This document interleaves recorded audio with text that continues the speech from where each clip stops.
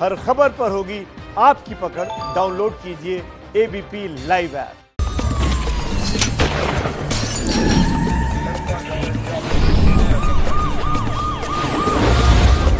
सनसनी, पैदल सैकड़ों मील का सफर। कहाँ जा रहे हैं? एटा। यहाँ कहाँ रहते हैं? कहाँ से आ रहे हैं? पानीपत से। भूखे प्यासे परिवार का सफर।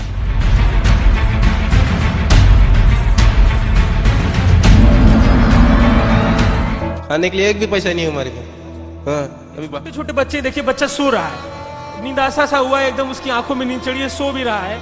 कैसे इतनी दूर, कितने किलोमीटर बताएं, और अब कैसे जाएंगे इतनी दूर? क्या सोच रहे हैं? पैदल ही जाना पड़ेगा सर। खौफ के बीच बेबसी का सफर।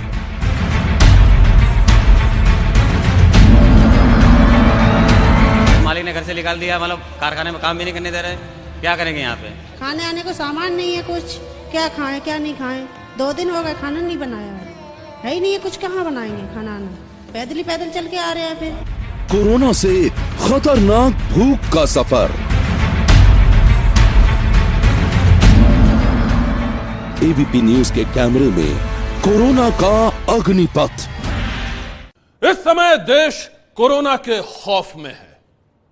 पूरे देश में लॉकडाउन है, लोग अपने अपने घरों में बंद हैं, लेकिन हजारों लोग ऐसे हैं, हजारों लोग जो इस वक्त सुनसान सड़कों पर पैदल सफर कर रहे हैं। यह सफर मजबूरी का है, यह सफर भूख का है।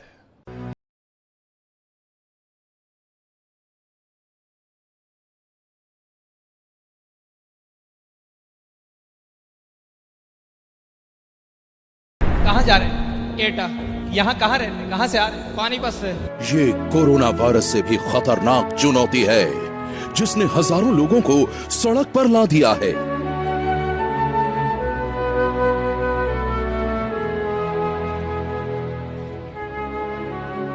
ये जिंदगी की सबसे बड़ी जंग है, जो सैकड़ों मील की पैदल यात्रा चलकर लड़ी जा रही है। खाने आने को सामान नहीं है कुछ, क्या खाएं क्या नहीं खाएं।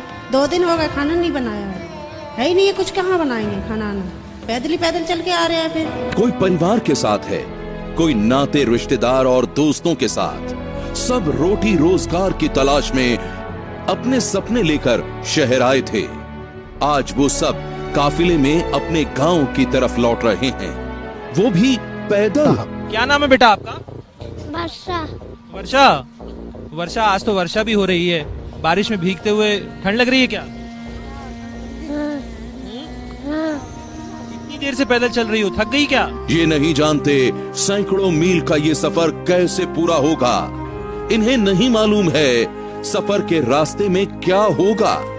इन्हें सिर्फ यही पता है कि कोरोना से ज्यादा खतरनाक उनकी भूख है, और वक्त रहते अगर ये शहर से गांव नहीं लौटे तो भूख ही उन्हें मार डालेगी। बच्चे के लिए दूध नहीं है, कैसे करेंगे? बच्चा लगातार रो रहा है। क्या करें अब? कॉल से कुछ भी नहीं है, इसलिए दूध भी नहीं आ रहा है। कोरोना के खौफ के बीच सैकड़ों मील का ये सफर थमने का नाम नहीं ले रहा है। ये सफर देश के कई इलाकों में जारी है। हम आपको दिखाने जा रहे हैं एबीपी न्यूज के कैमरे में कैद इस सफर की दर्दनाक कहानी। यहाँ पर आप रैन बसेरा में नहीं जा सकते। मैडम, रैन बसेरा में इनकी बहू ने तो 3 दिन से रोटी नहीं खाई है, बताओ क्या करें हम? हमारे पत्नी ने 3 दिन से रोटी नहीं खाई हुई है। कहाँ जाएंगे? झाबुआ। झाबुआ तो बहुत दूर है, 600 किलोमीटर दूर है। 600 किलोमीटर कैसे जाइएगा? तो क्या खाएगा हमें यहाँ से रह के? अच्छा, सब काम तो बंद हो गया साहब, और क्या खाएगा? बैठ के हम लोग, और नाका पे काम कर रहा था तो नाका तो चल न रहा है, सब बंद है। अभी क्या खाएगा? लॉकडाउन के बाद बाजार बंद हैं, दुकानें बंद हैं, कई जगह छोटी बड़ी फैक्ट्रियों पर भी ताला लग चुका है। हर तरफ पसरा है सन्नाटा। सुनसान सड़कों पर सुनाई देती है सिर्फ कदमों की आवाज उन पांवों की जो बड़े शहर से गांव की तरफ चल पड़े हैं, जो शहर से सैकड़ों मील के सफर पर निकल पड़े हैं। शहर दर शहर बेबसी की कहानी बताने से पहले देखिए ये तस्वीरें। शुक्रवार शाम दिल्ली यूपी बॉर्डर पर हजारों लोगों की भीड़ लगी थी।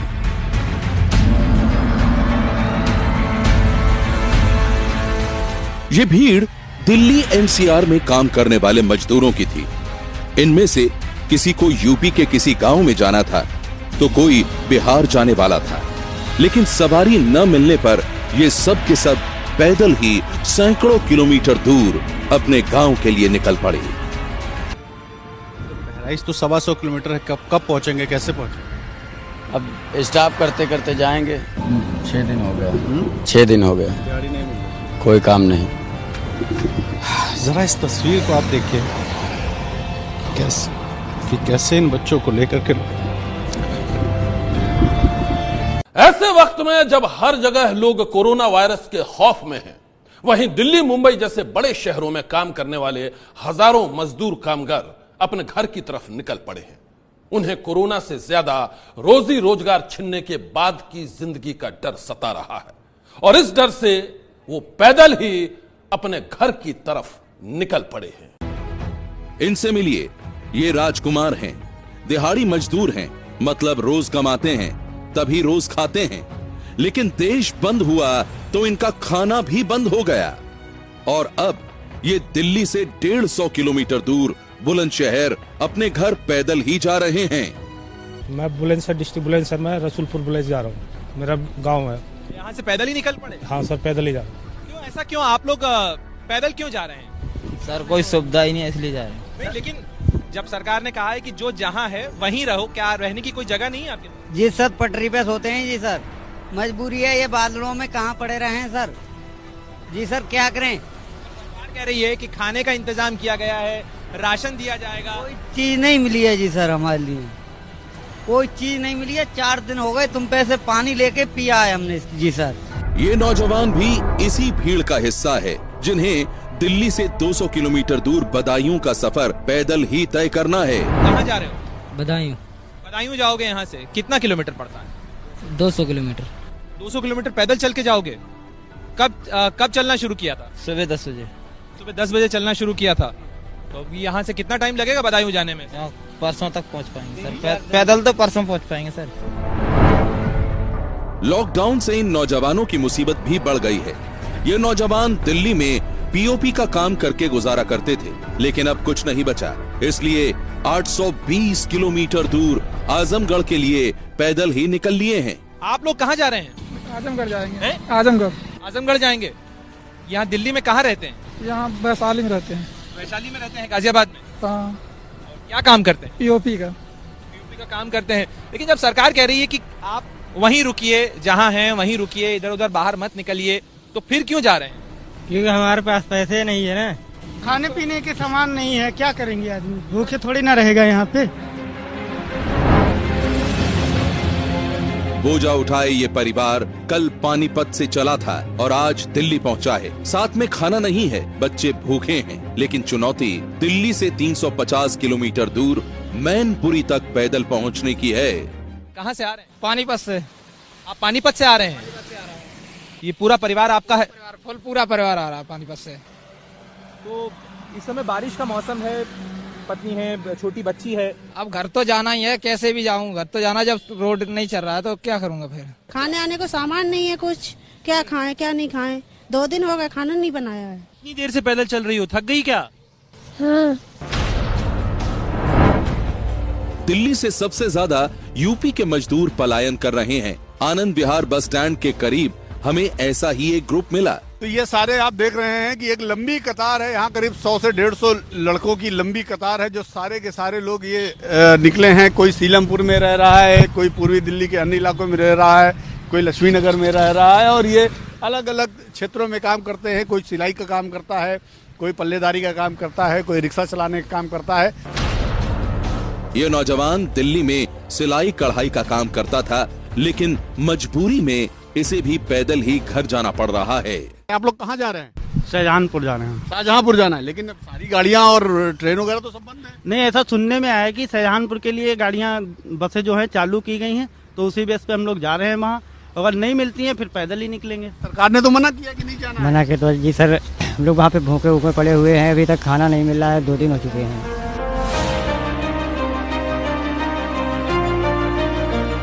कोरोना से हिंदुस्तान को बचाने के लिए लॉकडाउन जरूरी हो गया था, लेकिन मजदूरों की शिकायत ये है कि सरकार ने इनकी जरूरतों का ख्याल नहीं रखा। कभी दिल्ली आएंगे नहीं साल जब तक जिएंगे, कभी नहीं आएंगे दिल्ली, पहली बार आए होली के बाद। इतना वो पड़ा कि हम लोग के खर्चा खाने को तक भी ना है कुछ भी। हाँ, अब क्या करें, मजबूरी है सर, इसलिए हमारी यही सरकार से प्रार्थना है कि हम लोग को हमारे घर तक भेजा जाए। ये गुस्सा इसलिए है क्योंकि इस मजदूर को दिल्ली से 220 किलोमीटर दूर भरतपुर तक पैदल जाना पड़ रहा है। मजदूरों का दर्द किसी एक शहर या कस्बे तक ही सीमित नहीं है, हर राज्य के मजदूरों का यही हाल है। किसी को यूपी के हरदोई या गोंडा जाना है तो कोई राजस्थान के दौसा के लिए पैदल ही निकल गया है। बिहार के मजदूर भी जुगाड़ के भरोसे अपने गांव के लिए निकल पड़े हैं। इनसे मिलिए, ये हैं जितेंद्र, सिलबट्टा कूटकर अपने परिवार का पेट भरते हैं। 2 बच्चे हैं, एक 3 साल का और दूसरा 5 महीने का। लेकिन लोगों ने अपने घरों के दरवाजे बंद किए तो इनकी रोजी रोटी का जरिया भी बंद हो गया। मजबूरी में साइकिल खींचकर 120 किलोमीटर दूर बहराइच जा रहे हैं। क्या करते हैं यहाँ लखनऊ? सिलबट्टा वाला काम करते हैं। आप साइकिल से अभी निकले? हाँ, सुबह निकले हैं। रास्ते में खाने के लिए क्या है? कुछ नहीं है। पैसे 10-50 पड़े हैं बस। बहराइच तो 125 किलोमीटर है, कब पहुँचेंगे, कैसे पहुँचेंगे? अब स्टॉप करते करते जाएंगे। छोटे छोटे बच्चे भूखन मर रहे हैं बाबूजी, तो पानी गांव जाएंगे तो कुछ तो वहाँ काम धंधा कुछ करके खा लेंगे। खाना कब दिया था इन लोगों? कल शाम को बना था तो खाए थे सब लोग। कितने दिन से काम नहीं? आज 6 दिन हो गया। 6 दिन हो गया, कोई काम नहीं। जरा इस तस्वीर को आप देखिए, कैसे इन बच्चों को लेकर के। जितेंद्र का दर्द सुनकर एबीपी न्यूज संवाददाता रणवीर भी भावुक हो गए कि कैसे इन बच्चों को लेकर के। जितेंद्र के पास साइकिल थी, लेकिन ध्रुव के पास तो वो भी नहीं। लॉकडाउन वाली रात ये नोएडा से 715 किलोमीटर दूर बस्ती के लिए निकले थे और 4 दिनों बाद अब लखनऊ पहुंचे हैं। ये बताओ, नोएडा में क्यों नहीं रुक गए जब सरकार कह रही है अपने घरों में रुको, वहाँ पे रहिए कुछ दिन अपने घर? 10 दिन से बैठ के खा रहे थे, अपने जितना कमाए थे। जब खत्म हो गया, अब 2-4 हजार रुपये बचा, अब फिर बढ़ गया बढ़ने। 14 अप्रैल तक हो गया बढ़ने बंदी, इसलिए हम चल दिए। लॉकडाउन के 3 दिन बीतने के बाद अब योगी सरकार दूसरे राज्यों में फंसे अपने मजदूरों की सुध लेने की बात कर रही है। आज मैंने महाराष्ट्र के मुख्यमंत्री से, हरियाणा के माननीय मुख्यमंत्री जी से, उत्तराखंड के माननीय मुख्यमंत्री से स्वयं भी बातचीत किया है और मैंने उन सब से इस बारे में आग्रह किया है कि उत्तर प्रदेश के जो नागरिक वहां पर हैं उन्हें वहीं पर सुविधाएं उपलब्ध करवा दें, जिसलिए जो भी आवश्यकता पड़ेगी उत्तर प्रदेश सरकार उसका खर्चा वहन करने को तैयार है। राज्यों के नाम बदलते जाइए, मजदूरों की समस्या नहीं बदलेगी। रोजी रोटी की तलाश में जो मजदूर सैकड़ों किलोमीटर दूर दूसरे राज्यों में गए थे, अब पैदल ही वो अपने घरों को वापस लौट रहे हैं। ये मध्य प्रदेश के रहने वाले लोग हैं और तमाम ये लोग अपने पूरे परिवार के संग अपना जो थोड़ा बहुत सामान ले जा सकते हैं वो सामान ले जाकर आप देखेंगे पैदल ही अपने घर के लिए निकल चुके हैं। मुंबई की एयरपोर्ट के आसपास के ये विजुअल्स हम आपको दिखा रहे हैं, महिलाएं आपको दिखेंगी। देखिए, थोड़ा बहुत जो सामान है अपने सर पे ले रखा है, छोटे छोटे बच्चे भी इनके साथ हैं और रास्ते में पीने के पानी का भी इंतजाम देखिए किया हुआ है। पानी की बोतल है जिसे ठंडा रखने के लिए जो बोरी है उससे जूट की बोरी से बांध लिया गया है। तो ये वो तमाम लोग छोटे बच्चे को गोदी में लेकर जा रहे हैं। देखिए, फिर कहाँ जाएंगे? झाबुआ तो बहुत दूर है, 600 किलोमीटर दूर है। 600 किलोमीटर कैसे जाइएगा? तो क्या खाएगा हमें यहाँ से रह के? अच्छा, सब काम तो बंद हो गया साहब, और क्या खाएगा? बैठ के हम लोग, और नाका पे काम कर रहा था तो नाका तो चल न रहा है, सब बंद है। एबीपी न्यूज कल से मजदूरों के दर्द को सरकार तक पहुंचाने की मुहिम चला रहा है। कल भी हमने मास्टर स्ट्रोक में इन मजदूरों का दर्द दिखाया था और मजदूरों के आंसू पोंछने के लिए सरकार के पास क्या एक्शन प्लान है, ये सवाल एबीपी न्यूज संवाददाता प्रणय उपाध्याय ने गृह मंत्रालय की प्रवक्ता पुण्य सलीला श्रीवास्तव से पूछा, लेकिन उनका जवाब सुनकर लगता नहीं है कि सरकार के पास ऐसे मजदूरों को उनके घर तक पहुंचाने की कोई योजना है। हमारे जो रिक्वेस्ट है स्टेट्स और यूटीज को वो यही है कि जहां भी ये लेबरर्स हैं वहां पे उनके एम्प्लॉयर्स से बात करके उनके लिए जो भी सुविधाएं उन्हें चाहिए, उनको सेफ रखने के लिए जो भी उनको फैसिलिटीज चाहिए उसका इंतजाम करें, चाहे वो फूड हो चाहे वो शेल्टर हो। और अब कहानी कोरोना के खौफ के बीच वर्दी वालों की दिलेरी की। जी हां, पिछले कुछ दिनों से आप लाठियां बरसाते पुलिस वालों की कई तस्वीरें देख रहे होंगे, लेकिन आज आप देखिए कैसे मुसीबत में फंसे लोगों के लिए मददगार बन गए वर्दी वाले। खाकी में भगवान है आप लोग, सच में बहुत बहुत शुक्रिया आप लोगों का, बहुत बहुत शुक्रिया। आज आप लोगों की वजह से ही शायद मैं जिंदा हूँ। पुलिस का शुक्रिया अदा करती ये हैं बरेली की रहने वाली तमन्ना। तमन्ना पुलिस वालों को भगवान का रूप बता रही हैं। खाकी में भगवान है आप लोग, सच में बहुत बहुत शुक्रिया आप लोगों का। तमन्ना की ये कहानी दिल को छू लेने वाली है। दरअसल बरेली की रहने वाली तमन्ना 9 महीने की गर्भवती थी और उसके पति अनीस कई सालों से नोएडा में काम करते हैं। अनीस खान नोएडा में लॉकडाउन की वजह से फंसे हुए थे। अपनी गर्भवती पत्नी के पास न जाने की उनकी मजबूरी की वजह से तमन्ना और अनीस दोनों ही बेहद तनाव में थे। पति की हर कोशिश नाकाम होते देख तमन्ना ने अपना वीडियो बनाकर सोशल मीडिया पर वायरल कर दिया, जिसमें उन्होंने प्रशासन से मदद की गुहार लगाई। मेरा नाम तमन्ना अली खान है और बरेली की रहने वाली हूँ। मेरे हस्बैंड इस वक्त नोएडा में फंसे हुए हैं, वो वहाँ मजदूरी करने गए थे। अभी कुछ ही दिन पहले वो नोएडा गए थे काम करने के सिलसिले में। मैं 9 मंथ्स प्रेग्नेंट हूँ and I need my husband very badly. जैसे ही तमन्ना का ये वीडियो बरेली के एसएसपी शैलेश पांडे ने देखा, उन्होंने तमन्ना को अस्पताल पहुंचाया और नोएडा पुलिस के एडिशनल डीसीपी रणविजय सिंह से महिला के पति के बारे में बात की, जिसके बाद एडिशनल डीसीपी रणविजय सिंह ने तमन्ना के पति अनीस खान को स्पेशल पास जारी किया और बरेली जाने के लिए कैब की व्यवस्था भी करवाई। गुरुवार को तमन्ना ने बरेली अस्पताल में एक बच्चे को जन्म दिया। फिर एसएसपी सर को जब पता चला कि हस्बैंड मेरे नोएडा में हैं, तो वहाँ के जो एडिशनल डीसीपी हैं रणविजय सर, उन्होंने उनको कांटेक्ट किया और उनको बताया कि हमारी बरेली के एक हैं जो वहाँ पर फंसे हुए हैं और उनकी वाइफ की ये सिचुएशन है, उनको ज़रूरत है उनकी। तो फिर वहाँ जो रणविजय सर हैं सर, ही इज़ एन उन्होंने पर्सनली इस मामले को लिया, मेरे हस्बैंड को कांटेक्ट किया, फिर मेरे हस्बैंड से मिलने गए, फिर वहाँ से उन्होंने एक पर्सनल व्हीकल हम लोगों को अफोर्ड करवाया, वहाँ से लेकर और बरेली तक इनको छुड़वाया। और इतना सब कुछ सिर्फ 4 से 5 घंटे में हो गया। जब मेरे हस्बैंड मेरे घर पे यहाँ पहुँचे थे, तब यहाँ पे रात के लगभग 2:30 बज रहे थे और इन्होंने ले जाकर मुझे हॉस्पिटल में एडमिट कराया और 3:15 पे मुझे बेटा हुआ। तमन्ना और उसके पति अनीस अब बहुत खुश हैं। तमन्ना का कहना है कि वो अपने बच्चे का नाम नोएडा के एडिशनल डीसीपी रणविजय के नाम पर ही रखेंगी। तमन्ना और अनीस चाहते हैं कि उनका बेटा भी बड़ा होकर एडिशनल डीसीपी रणविजय की तरह ही बने और मुसीबत में फंसे लोगों की मदद कर सके।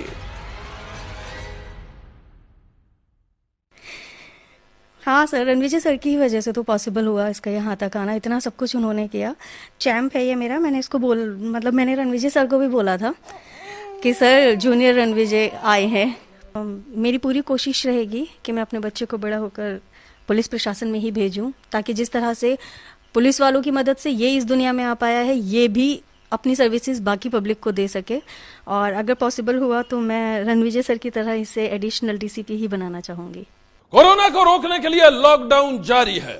सनसनी के आपसे गुहार है कि आप लॉकडाउन का पालन जरूर करें, अपने घर पर रहें, सफाई पर ध्यान दें, सुरक्षित रहें, सेहतमंद रहें। सनसनी में अभी बस इतना ही।